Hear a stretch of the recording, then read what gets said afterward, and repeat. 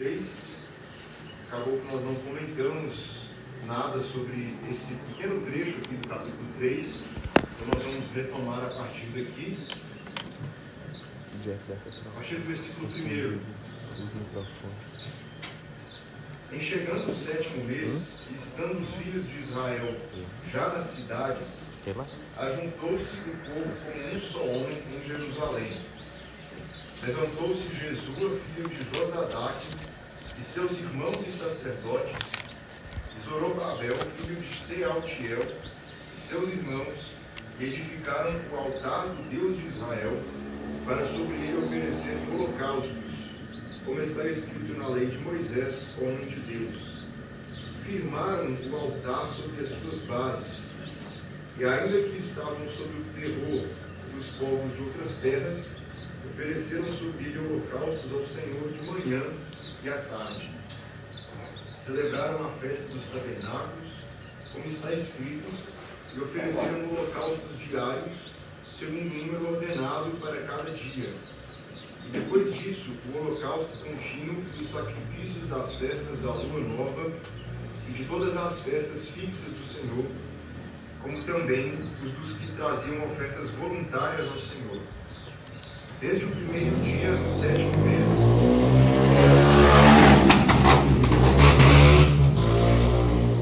começaram a oferecer holocaustos ao Senhor, porém ainda não estavam postos os fundamentos do templo do Senhor.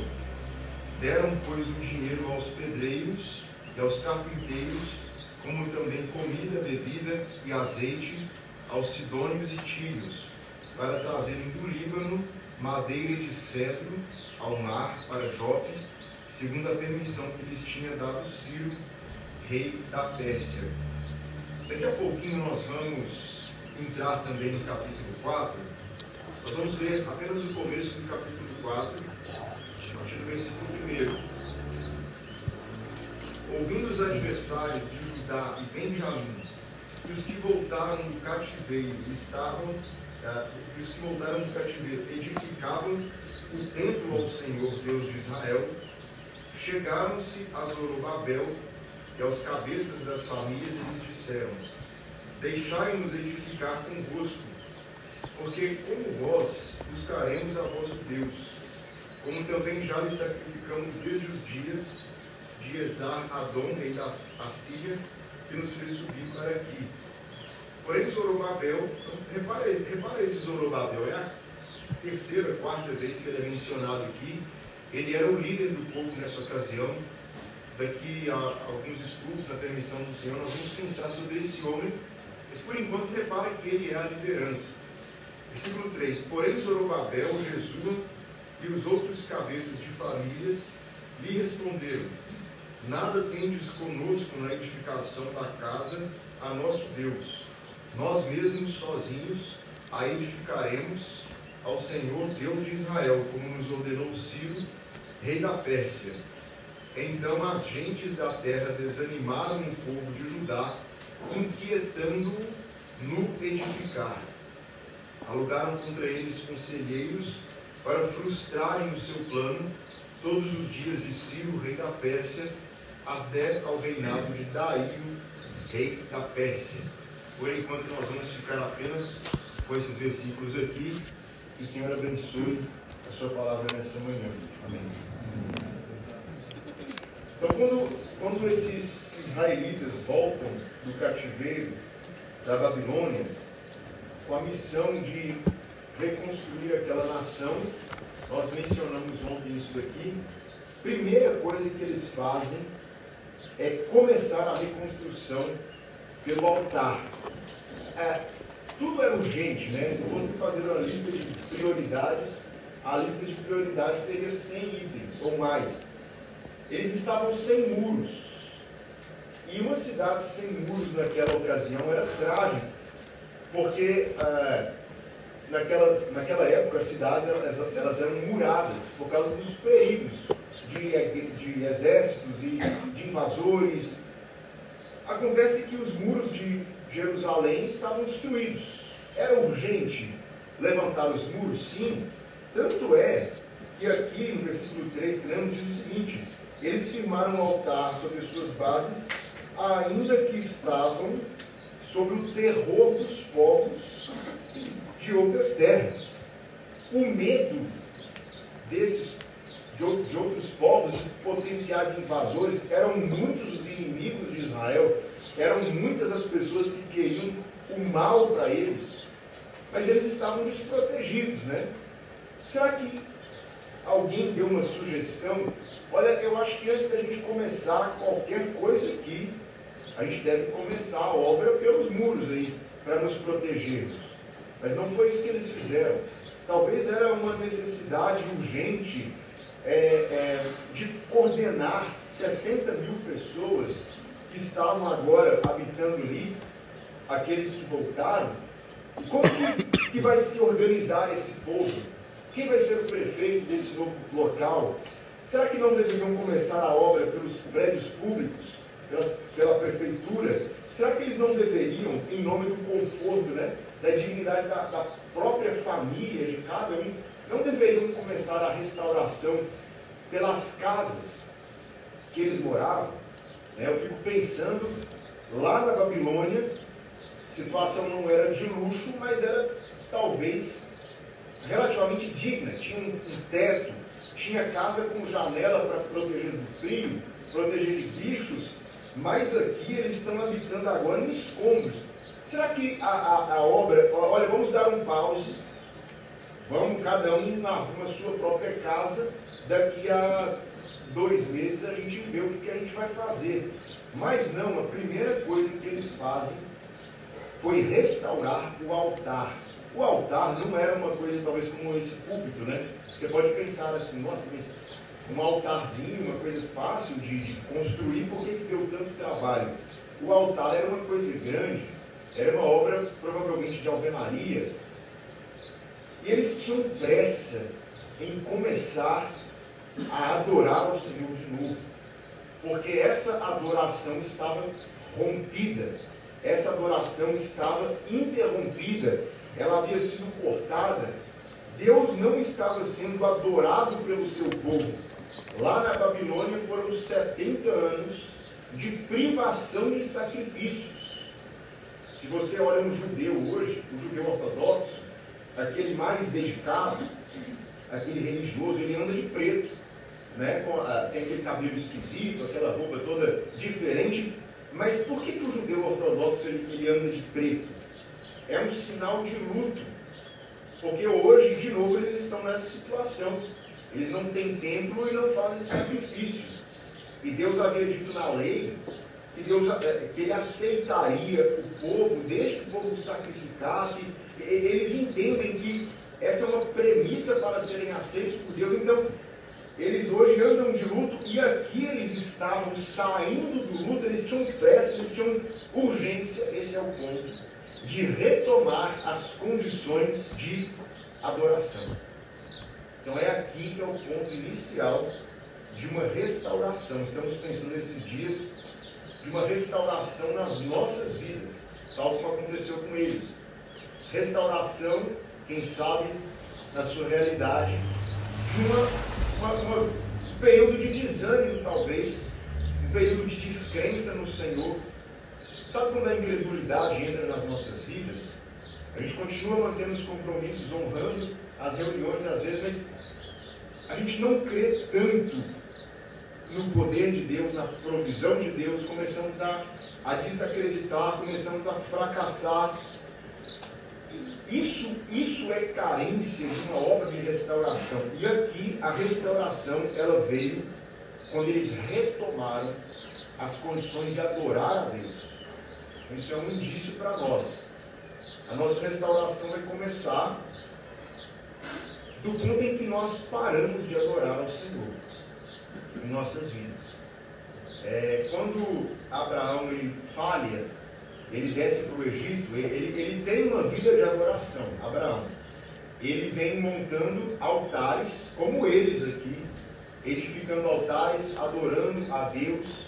Só que em uma certa ocasião, Abraão ele dá um passo fora do caminho e ele vai morar no Egito, não debaixo da vontade de Deus, fica no Egito um longo tempo, alguns anos, e no Egito não tem adoração. No mundo, né, simbolizado pelo Egito, não há adoração a Deus. Não tem como nós adorarmos ao Senhor no Egito, no mundo. Quando Abraão cai a ficha, ele diz: gente, eu desviei.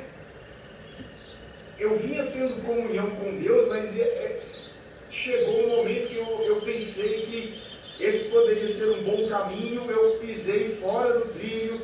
E há quanto tempo eu não levanto um altar para Deus?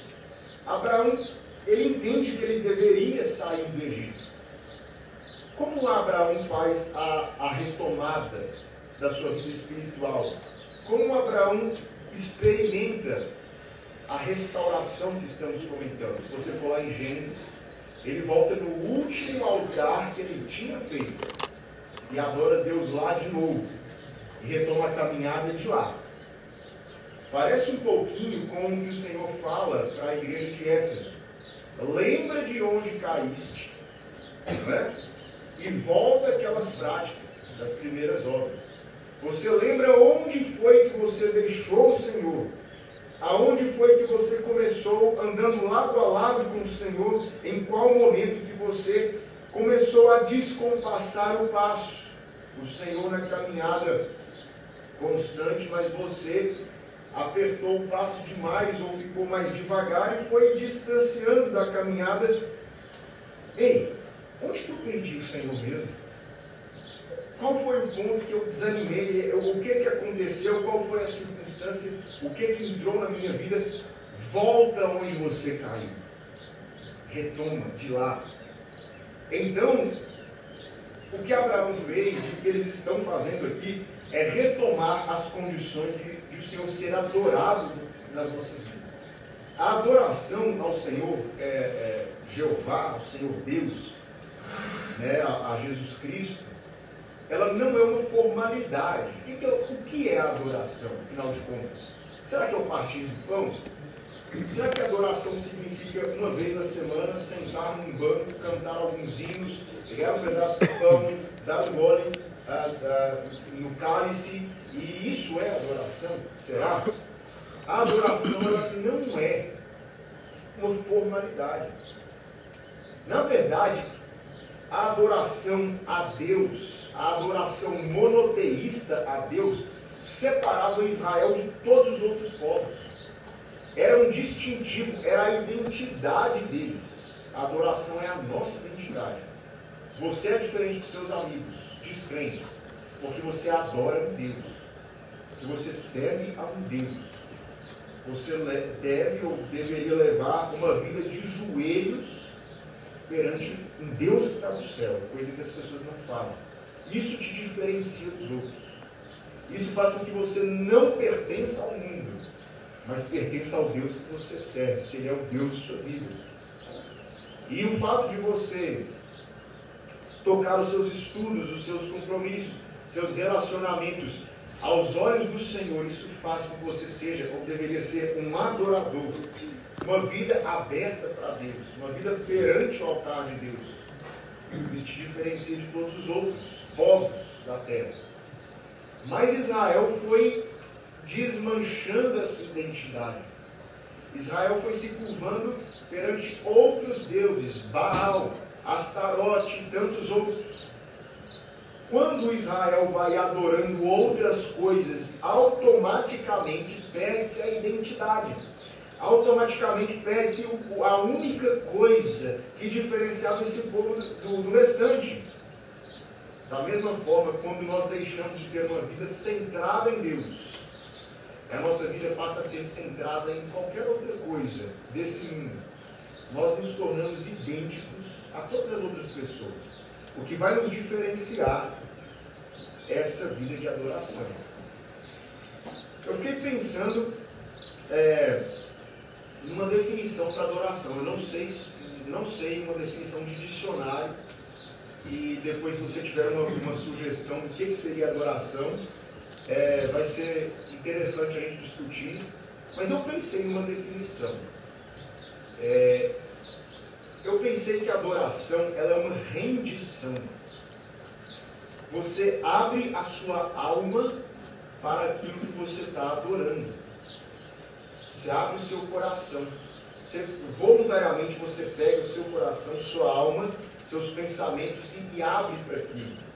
Quando você abre o seu coração e rende o coração ao que você está adorando, aquilo que você está adorando entra e converte tudo. Pode ser Deus ou pode ser outras coisas. Mas o que você está adorando, aquilo entra na sua vida e modifica pensamentos, modifica desejos, modifica objetivos, modifica projetos, lista de prioridades, modifica tudo. Até o momento, esse é o ponto final da adoração, até o momento em que nós nos tornamos aquilo que adoramos. Se você tem uma vida de adoração ao Senhor Jesus Cristo, Ele vai transformar suas palavras. Diz a palavra de Deus que uma vida perante o Senhor muda-se a dureza da face. Já viu esse versículo? Muda, formoseia o rosto. O Senhor Jesus Cristo, o irmão acabou de falar, talvez não era um homem muito belo, mas que homem, né? Todo mundo encontrava aceitação, perdão naquele rosto. Então, se você tem uma vida de olhar para o Senhor Jesus, adorar o Senhor Jesus, você vai se tornando como Ele é. Porque nós abrimos o nosso peito, nossa alma, e nos curvamos perante alguma coisa. Aquilo entra e enche tudo, até a gente virar aquilo. Isso é adoração. E aí, às vezes não é Deus. O jovenzinho que adora,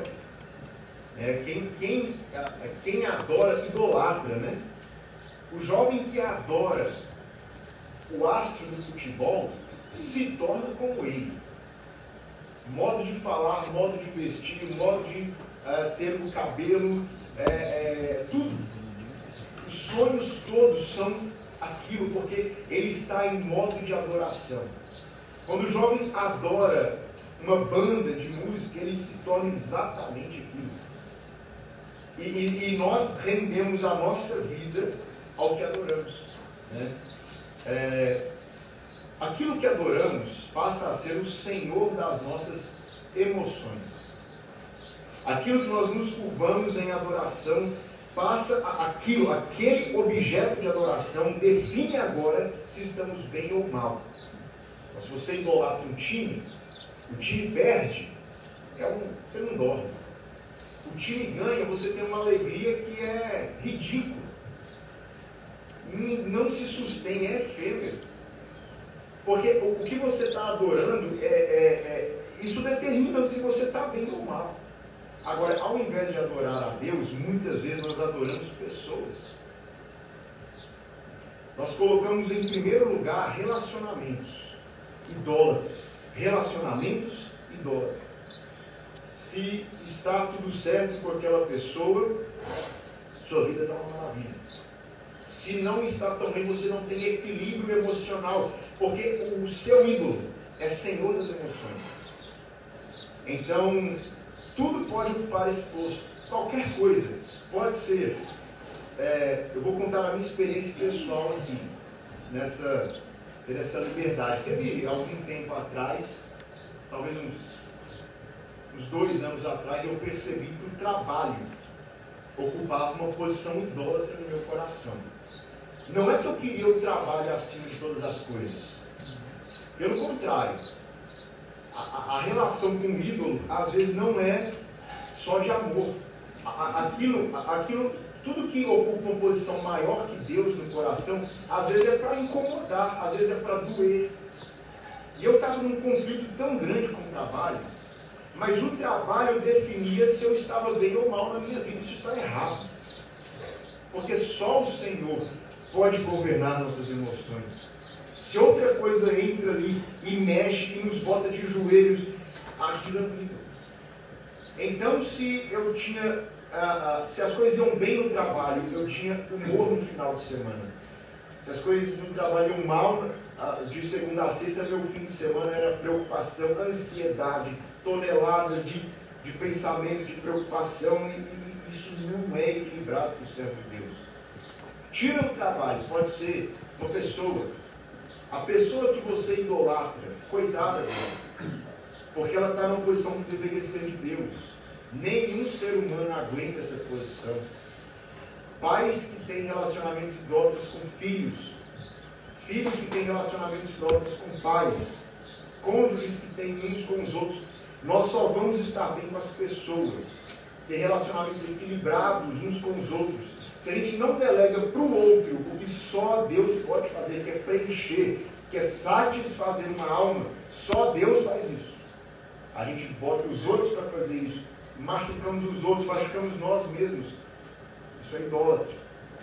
Você pode colocar aí sua carreira, você pode colocar aí ego, você pode colocar aí reputação, reconhecimento das pessoas, qualquer outra coisa que não seja Deus, que determina as suas emoções, que dita se você está bem, se você está mal. Isso impede uma vida de adoração plena, porque a adoração é uma rendição, não a qualquer coisa disso, mas uma rendição ao Senhor. O Senhor é o dono, o Senhor, eu poderia viver sem nada, só com o Senhor. Então, que tal se a gente rastrear, né, se tem outras coisas ameaçando o posto do Senhor nas nossas vidas, né? Qual é o primeiro assunto da sua língua? Né? Se a gente está numa conversa, rapidamente a gente vai chegar no nosso assunto preferido, porque a gente vai levar a conversa para lá. Agora, a boca fala do que está cheio o coração. Você empurra o assunto para que lado? Isso tem um peso no seu coração. Começa a avaliar o que realiza o seu ser, né? O que preenche, dá satisfação. Olha, está tudo bem. Por que está tudo bem? É um ídolo que está fazendo esse papel? Ou é Deus, o Senhor Jesus Cristo? Eu gosto muito de pensar, de vez em quando eu falo isso lá na igreja, sobre qual é o nosso pensamento de fundo. O pensamento de fundo é uma coisa que quando você não está pensando nada, você está pensando naquilo. Tá? Caixa do nada, né? Tomando banho, né? Cantando no chuveiro. Temos aqui que canta no chuveiro, quando a gente escuta. Dirigindo o carro. Você está assim, com o pensamento voando. Esse pensamento vai para onde? Teve épocas na minha vida que eu estava tão cheio da palavra de Deus, quando eu não estava pensando em nada. Aquele pensamento, ele vai para o texto, ele vai para a passagem. Está tomando banho, está fazendo um trabalho manual. O trabalho manual é ótimo para desligar a mente. Mas sua mente desliga, o que está no fundo? Você tira tudo, o que está lá no fundo, né? Palavra de Deus. Ou uma ansiedade. Está pensando em nada, vem a preocupação. Está pensando em nada, vem aquele assunto. Esse assunto, seja para o bem ou seja para o mal, ele pode ser um ídolo. Se ele está ditando se você está bem, se você está mal, se ele é senhor das suas emoções, isso é um relacionamento próprio com aquele assunto ali. O Senhor deve ser senhor dos nossos pensamentos, né? E eu fiquei pensando em como retomar, como eles aqui, uma vida de adoração. E a gente deveria então desligar as outras coisas que nós estamos rendendo nossa alma e canalizar isso só para o Senhor, né? Irmãos, é muito diferente nós respeitarmos o Senhor e nós desejarmos o Senhor. Isso é muito diferente. Eu tenho desde sempre um profundo respeito pelo Senhor, Senhor da minha vida, dono do meu ser, as reuniões, os compromissos, mas nem todas as vezes e as épocas eu desejei a companhia do Senhor. Eu desejei estar com Ele, no meu quarto, sozinho, desfrutar da presença dEle, da companhia dEle, em oração. Isso não é sempre. O respeito está ali. Mas o desejo na alma não é uma verdade perene. Retomar isso é retomar uma vida de adoração, eu penso. É diferente você ter os compromissos, a gratidão. Gratidão está ali sempre. Toda vez que for tocar um hino aqui de gratidão ao Senhor, nós vamos, graças sejam dadas a Deus pelo dom do bom Salvador. Não tem problema nenhum, não estou ingrato.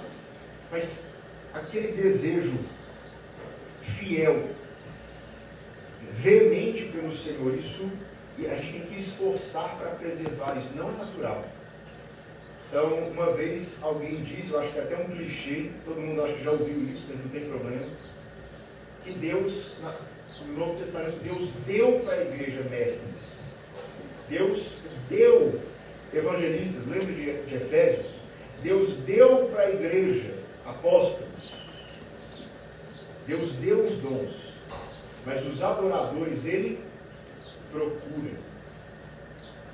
Deus procura, como diz João, os adoradores que o adorem. Esses o Pai procura. A igreja está cheia de mestres, está cheia de evangelistas, cheia de cooperadores, mas os verdadeiros adoradores o Senhor está procurando. Irmãos, que tal se nós fizermos um desafio para o nosso coração? Nesse acampamento, a gente às vezes vai pregar o Evangelho e desafia o pecador a se converter. E será que nós não precisamos de um desafio idêntico, de colocar a nossa vida no altar do Senhor, em adoração completa a Ele? Senhor, a minha vida está cheia de bagulho, cheia de escombro, igual as ruas de Jerusalém. Os escombros precisam ser retirados. O entulho precisa ser removido. Isso está atrapalhando. Senhor, há muito tempo o Senhor não é Senhor das minhas emoções. Há muito tempo o Senhor não é Senhor dos meus pensamentos, da inclinação da minha alma. Senhor, eu quero derramar a minha alma diante do Senhor. Será que nós não precisamos orar isso nesse dia de hoje, nesse começo de ano? Será que nós não precisamos buscar ao Senhor assim que acabar essa reunião, ou aí no banco mesmo, e dizer: Senhor, eu me arrependo de colocar outras coisas entre o Senhor e o meu coração. Irmãos, não vamos deixar que outras coisas se interponham entre nós e Ele. Essas coisas custam ir embora, custam sair. Elas entram pelo amor. A gente ama aquilo, a gente bota para dentro. Mas para isso sair é com dores, com dissabores, é com rompimentos. Que o Senhor possa, Ele está procurando adoradores, né? Que Ele possa encontrar adoradores nesse acampamento, esse ano, né? Agora, eles tinham muita urgência para retomar a adoração, eles tinham sede, eles precisavam voltar a sacrificar. Então eles começam a obra de restauração do altar antes de restaurar as paredes do templo. Diz aqui, nós lemos, versículo 6, que ainda não estavam prontos os fundamentos do templo. Sabe o que é um fundamento? É a parte da obra que fica enterrada. Então, aquela cinta de fundação que fica no solo, nem isso estava pronto.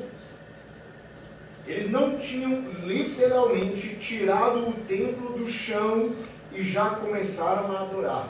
É como se você fosse começar uma obra de um salão de reunião, num ponto de pregação, e começasse a obra do púlpito. Nós vamos começar a construir o púlpito e começar as pregações. Com o passar das semanas a gente vai levantando as paredes. Foi isso que eles fizeram. E começaram a adorar ao Senhor com urgência. Com urgência. É claro, obviamente, que os inimigos não ficaram satisfeitos. Então, até o capítulo 3 de Esdras, tudo é lindo e maravilhoso. Ciro, nós vimos ontem, faz a autorização, as famílias se reúnem, se ajuntam, o povo volta diante daquele chamado, e eles voltam animados, eles começam a obra de construção, e as famílias estão atuantes, as famílias estão empolgadas. Zorobabel é o líder na ocasião, ele está conduzindo o povo. Agora, No capítulo 4 começa, é claro, a oposição. Toda obra vai ter oposição. E se tem alguém aqui essa manhã pensando em se reconciliar com o Senhor e reconhecendo que precisa de uma restauração na vida de fé, olha, eu preciso disso que você está falando. Talvez alguém está pensando, eu preciso disso.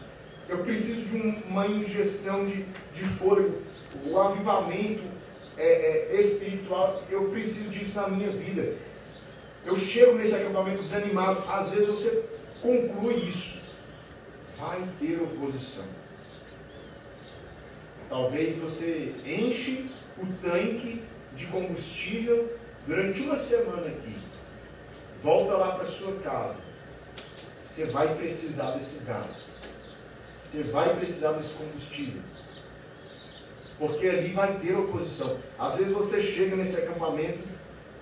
Eu queria falar com você, se você está nessa circunstância. Se você está pensando em se converter, em render a sua vida ao Senhor Jesus Cristo para ser um salvo, um crente. Está com dúvidas, está ali considerando, eu não sei, toda vez que eu escuto o Evangelho, eu penso em converter, mas eu estou em sérias dúvidas. Eu queria falar com você, de tarde aí. Mas saiba que esse é o passo mais importante da sua vida. E tem oposição. A oposição às vezes não vem dos outros. São vozes internas. Mas e se? São tantos sis. E se o meu pai? E se a minha mãe? E se os meus filhos? E se os meus vizinhos? Toda obra de Deus que começa a brotar e a germinar, os inimigos chegam abafando. E é isso que acontece no capítulo 4. O título que está acima do capítulo 4 na minha Bíblia é: os inimigos fazem parar a construção do templo. Na verdade, os inimigos, eles amaram quando Israel foi destruído pelos babilônios. Os inimigos de Israel, eles se deleitaram naquela cena, entre aspas, maravilhosa, do saque babilônico, das grávidas tendo os ventres vazados. Os inimigos passaram na porta de Jerusalém, isso é bíblico, não estou inventando, e viram os rastros de sangue e deram risada.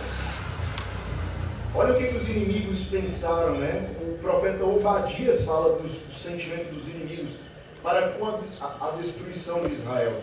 Você não devia ter olhado, isso é Deus falando dos inimigos de Israel, você não devia ter olhado com satisfação o dia da desgraça do seu irmão, nem ter se alegrado com a destruição do povo de Judá. Você não devia ter falado com arrogância no dia da sua aflição. Não devia ter entrado pelas portas do meu povo no dia da sua calamidade. Nem devia ter ficado alegre com o sofrimento dele no dia da ruína. Nem ter roubado a riqueza dele no dia da sua desgraça, quando os babilônios estavam destruindo o povo de Israel.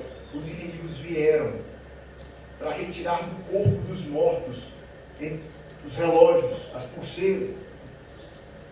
Você não devia ter roubado a riqueza dele no dia da sua desgraça. Não devia ter esperado nas encruzilhadas para matar os que conseguiam escapar.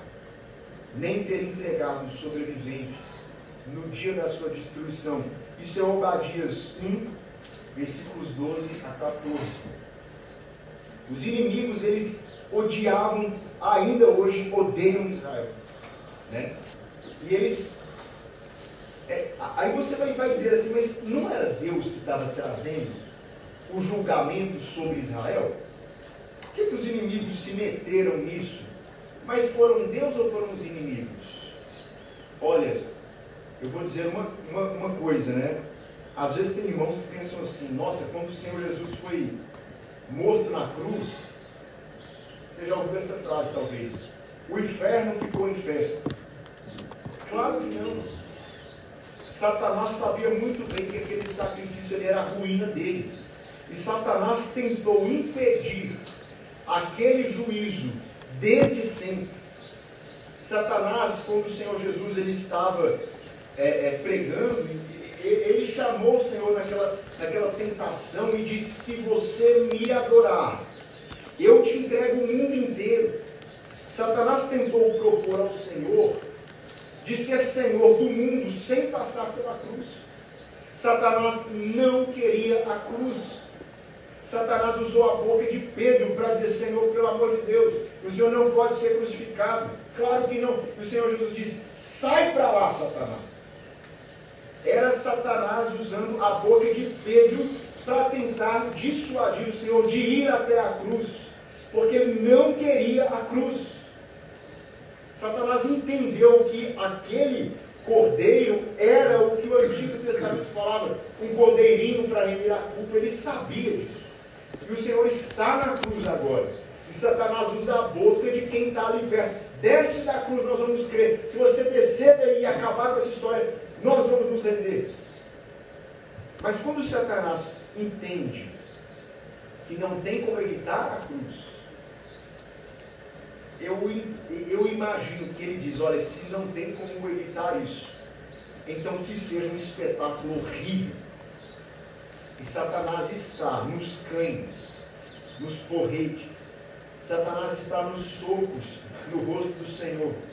Satanás está na zombaria de quem está ali. É igual está acontecendo aqui. Deus está julgando o seu povo Israel, mas os inimigos vêm carniçar. Os inimigos vêm se aproveitar e falar: esse espetáculo vai ser tão horrível como ele pode ser. E agora que o povo de Deus está tentando firmar os joelhos que tremem, o povo de Deus está tentando ficar de pé, o povo de Deus está tentando reconstruir as coisas, Satanás vem para abafar a obra de restauração. E eu gostaria de mencionar aqui, usar o tempo que falta desse estudo, para mencionar as 3 estratégias de Satanás que ele usa. 3 estratégias do inimigo. A primeira é a estratégia da infiltração. Nós lemos aqui no comecinho do estudo, no capítulo 4, que os inimigos, esses inimigos e outros, os povos dali, eles chegam no momento que Israel está mais fragilizado, precisando de mão de obra, precisando de apoio, precisando, talvez na mente deles, de alianças políticas. Os povos chegam e fazem uma proposta e dizem: nós vamos ajudar vocês nessa obra. Vocês estão precisando de gente ali, não é? Vocês estão precisando de mão de obra. Temos excelentes pedreiros. Os carpinteiros aqui são os melhores. Vamos ajudar vocês. Versículo 2 diz o seguinte: chegaram-se a Zorobabel, aos cabeças das famílias, e eles disseram, os inimigos: deixai-nos edificar convosco. O inimigo quer se infiltrar na pele de ajuda, na pele de amigo. Só que a liderança espiritual do povo aqui entendeu que eles não podiam fazer isso. Esses povos aqui eram povos que eram uma mistura de judeus com gentios, povos misturados. Depois eles passaram a ser reconhecidos como samaritanos, lá do Novo Testamento, que tinham inimizade com os judeus. Então eles verbalmente professavam Jeová, porque tinha ali uma raiz de judeu misturado, mas na prática eram pagãos, adoração estranha, práticas estranhas, contrárias à lei. Será que isso não parece o que acontece hoje? Vários meios, várias pessoas, vários pregadores, várias vertentes do cristianismo. Nós adoramos a Deus, mas aí você olha para as práticas, são práticas pagãs.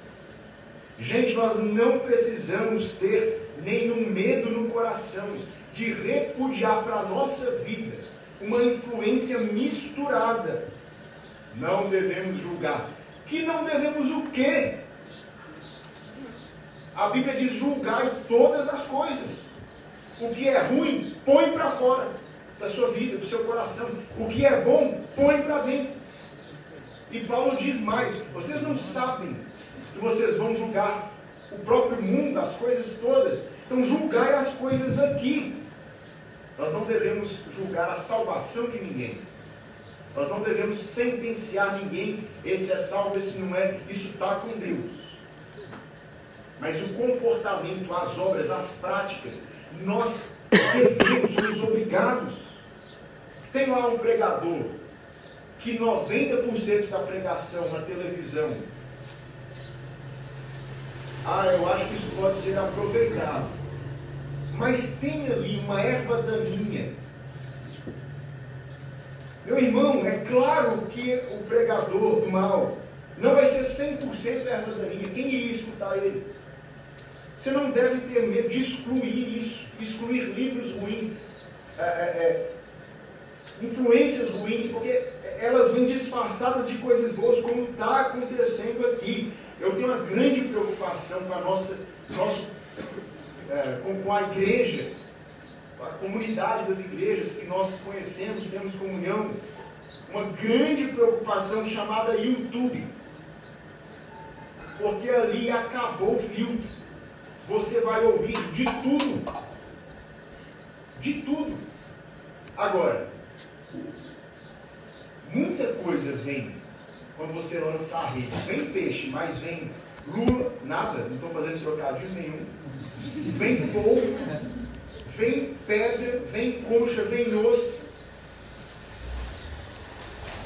Será que a igreja está apta para escutar todas as playlists de estudos bíblicos? Olha, depois que tivemos acesso à internet, um fenômeno de 10 anos para cá, entrou no povo de Deus dúvidas acerca do arrebatamento, por causa de influências reformadas. Entrou tanta coisa, irmãos, tanta coisa. E aí? Como é que a gente fica? A estratégia do inimigo é infiltrar. A infiltração numa construção é uma coisa que é o mais difícil de combater, porque ela entra pelos poros, não precisa de uma janela para entrar. Se você fecha toda a laje e deixa uma fresta de 1 centímetro, aquilo vai estourar todo o seu fogo, porque a infiltração ela é poderosa, vai infiltrando, a água encontra uma passagem, ela chama o restante da água por aquela passagem e aquilo vai embora. Irmãos, nós temos que ter sabedoria do Senhor para fechar nossa família contra infiltrações, porque está ali, olha, nas influências que os filhos recebem na escola. Só precisa de 1 centímetro, irmão, para entrar em infiltração. A gente tem que ter muita perspicácia bíblica, leitura, entrega a palavra de Deus para blindar as nossas igrejas contra infiltrações de doutrinas estranhas, doutrinas malucas, coisas que só dividem. Presta atenção nos assuntos que estão sendo debatidos hoje. Nenhum deles edifica. Esses grandes assuntos que trazem divisão para o povo de Deus, que trazem confusão, nenhum deles teve fruto onde chegou. Porque são coisas, como diz o Novo Testamento, heresias destruidoras, aonde chega que é caótico. Famílias queridas param de reunir. Porque chega de sola, entra, abre uma cunha e sai destruindo.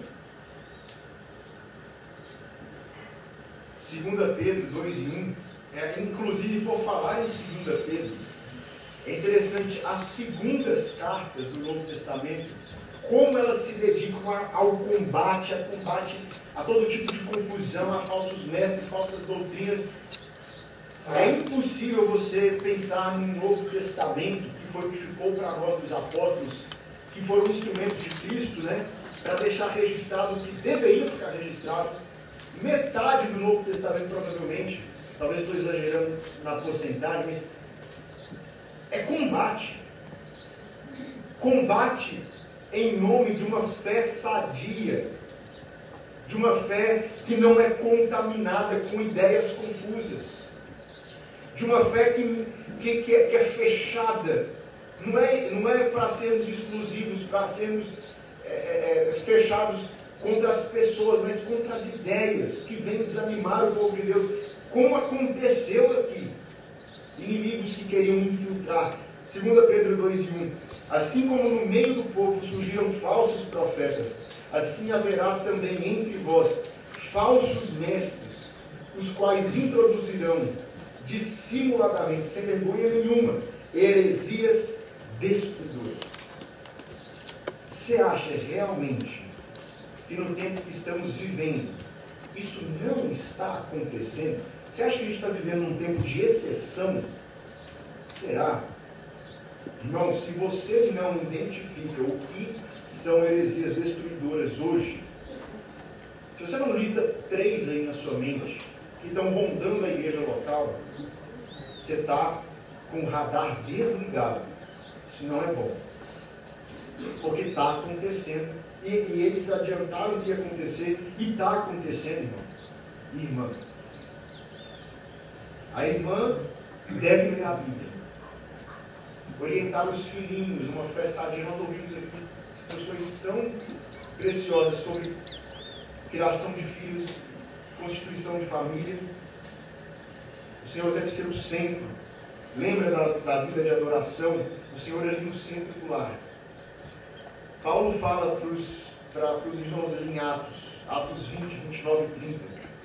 Eu sei que depois da minha partida entre vós penetrarão como uma infiltração lobos vorazes que não pouparão o rebanho. Nós vivemos hoje um tempo de muitos lobos, que estão nos meios de comunicação, estão na TV, estão no YouTube, estão para tudo quanto é lado. Você deve ter guarda alta, não abaixe a sua guarda, porque as influências se alastraram. E se você ouvir tudo e todos sem filtro, presta atenção no que eu vou te falar, a sua fé será destruída, a sua fé será corrompida, você não vai ser um crente firme e fiel ao Senhor, por causa de ideias, por causa de pensamentos que vêm por aí. Satanás entra pela mente, destrói toda uma vida. Como o povo de Deus aqui, eles se fecharam às influências sutis de uma infiltração, Satanás usou uma segunda estratégia, que é o versículo 4. Então, as gentes da terra desanimaram o povo de Judá, inquietando no edificar. Alguém tem a NVI aí? Eu gosto muito de comparar com essa tradução, e agora acabou que eu não trouxe aqui a referência, mas tem uma expressão interessante aqui. Eu consegui abrir rapidinho, versículo 4. Então a gente da região, eu mesmo encontrei aqui, começou a desanimar o povo de Judá e a atemorizá-lo. Versículo 5. Pagaram alguns funcionários para que se opusessem e frustrassem o seu plano. A segunda estratégia de Satanás é o desânimo. Esse desânimo vem com obstáculos. Olha, possivelmente, pode ser que em algum momento da sua vida, Satanás conseguiu desanimar você da vida cristã, colocando obstáculos. A vida cristã ela é comparada a uma corrida, muitas vezes, no Novo Testamento. Paulo fala das coroas, que era a premiação para o atleta. Paulo fala da disciplina do atleta. O atleta ele é separado com 3, 4 anos e passa uma vida inteira sob disciplina, comendo coisas que os outros não comem, não comendo o que os outros comem, se exercitando, não vai para as brincadeiras que os outros vão, porque ele tem que treinar. Um atleta olímpico, Michael Phelps, lembra desse cara? Ganhou não sei quantas medalhas. Era um cara que nasceu de criança, alguém falou para ele, esse vai ser um nadador. Ele não saiu com os outros jovens, não comeu com os outros jovens, até ganhar aquelas medalhas, que no tempo bíblico eram coroas.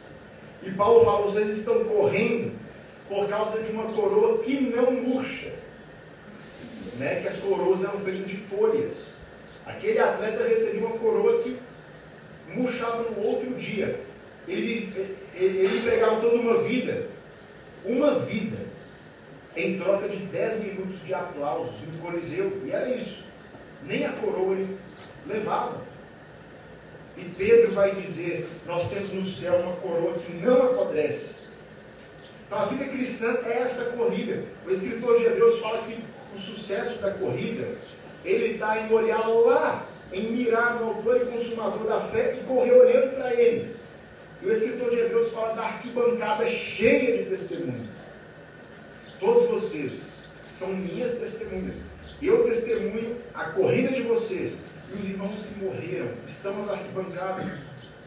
É o que Hebreus fala. Agora, o que nós sabemos pelo Novo Testamento é que essa corrida não é um tiro livre. Sabe aquela corrida das Olimpíadas que tem cavaletes para ir pulando? É isso. É uma corrida com obstáculos. Agora, um obstáculo, 2 obstáculos, 3 obstáculos, 4, 5, 20. Tem gente que desanima de correr. Ah, mas eu estou cansado de pular esse negócio, parece que nunca consigo fluir. A estratégia de Satanás é como aconteceu aqui, desanimar. Então as gentes da terra desanimaram o povo. De repente o povo que estava animado perdeu o povo, por causa da oposição. Se você está aqui nessa manhã desanimado com obstáculos, diz o seguinte, né? Eles frustraram o povo de Deus. A NVI diz. Muita gente desanima da vida cristã por frustração. Olha, meu marido me decepcionou, minha esposa me decepcionou, os presbíteros da igreja fizeram algo que eu nunca imaginei, a igreja local, ela me decepcionou. Eu não sei o que pode ter acontecido, mas você pode ter sido frustrado ao longo da corrida. Irmão, a vida cristã é uma vida de obstáculos, nada diferente para você. É isso aí mesmo. Ninguém te prometeu, se alguém te prometeu, prometeu errado, porque o Senhor Jesus disse para você, segue-me, mas ele adiantou que seria uma corrida de obstáculos, não seria um tiro livre. Você não tem o direito, me perdoe dizer isso, você não tem o direito de desanimar com obstáculos. Apruma essa vida. Ele não desanimou caminhando até a cruz. Nós não temos o direito. Eu entendo você porque eu sou humano. Eu entendo você porque por várias vezes aconteceram coisas na minha vida que eu não tive vontade de ir na reunião. Pelo contrário, eu tive vontade de sumir. Sumir. Isso acontece com todos nós. Mas a força está no Senhor. A graça está nele para reerguer. Agora, o que nós não lemos aqui ainda no capítulo 4 é a última estratégia que Satanás usa e que infelizmente ele teve sucesso. Versículo 23, é a estratégia da perseguição. Não mais uma sutileza, não mais uma oposição, um mero obstáculo, mas agora Satanás aperta o ser. Versículo 23. Depois de lida a cópia da carta do rei Artaxerxes perante Reum, Sinsai, o escrivão e seus companheiros, foram eles apressadamente a Jerusalém aos judeus e, de mão armada, os forçaram a parar a obra. Olha que triste esse versículo 24.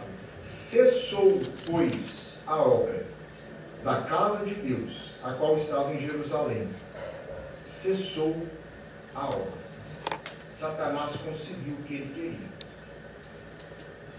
Tentou infiltrar, tentou desanimar com obstáculos, mas agora ele para a obra. Engraçado que muitas vezes a gente vai perguntar para algum irmão como está a vida cristã dele, e fala, eu estou parado. Ele usa a palavra que está acontecendo aqui. A pessoa que diz, eu estou parado na vida cristã, ela está vivendo o ápice do plano de Satanás na vida dela. Parada. Como parada foi a obra da casa de Deus aqui. A obra ficou parada quanto tempo será? Olha como as coisas são, né? Como é difícil. O povo estava lá na Babilônia, veio animado e começou, mas já parou a obra, com poucos dias, viu? Poucos dias. Sabe quanto tempo a obra ficou parada aqui? 16 anos. 16 anos. Capítulo 5 é 16 anos depois do capítulo 4. Se você quiser fazer uma linha na sua Bíblia e escrever. 16 anos depois, né, é isso que aconteceu. Imagina uma obra de Deus parada. A obra que havia começado, o altar que havia sido levantado, as cintas do templo cresceram, mato, pedra, tudo de novo. Que coisa! Satanás, irmãos, ele quer parar a obra de Deus na nossa vida. Tudo que nós não podemos deixar é perder aquele coração de adorador que nós comentamos aqui. Que o Senhor possa nos ajudar. Amém. Amém.